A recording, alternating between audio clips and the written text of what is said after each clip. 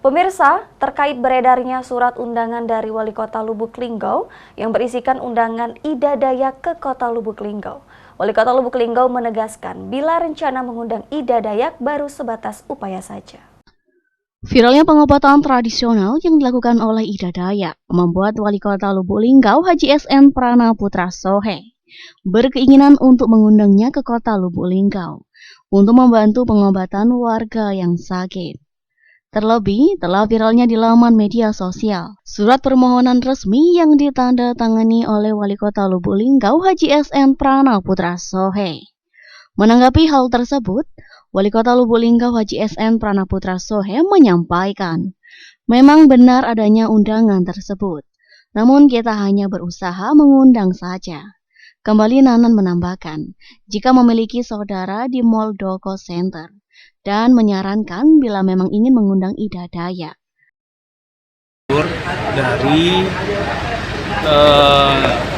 Muldoko Center itu, salah satunya masih saudara. Jadi minta kalau memang mengundang Ida Dayak, buat surat. Nah, kita berbuat surat untuk bisa mendatangkan beliau. Mudah-mudahan, namanya juga berupaya. Ya. Tapi jangan dianggap pasti itu. Tanggal 10 kita berharap kalau bisa tanggal 10. Kalau dia tidak bisa mungkin tanggal berapa. Kalau tidak bisa ya tidak bisa juga ngomongnya. Karena kenapa? Karena kita harapkan beliau mampu melakukan pengobatan tradisional bukan hanya di Linggau tapi sekitar Linggau juga. Ini baru harapan ya. Jadi aku juga bingung ada surat itu bocor keluar. Ya, menyebar kemana-mana surat permohonan itu ya. Nah, tapi ini baru upaya. Karena aku punya kakak, ada kakak di sana ya, namanya Kak Ilan. Jadi dia yang nak upayakan.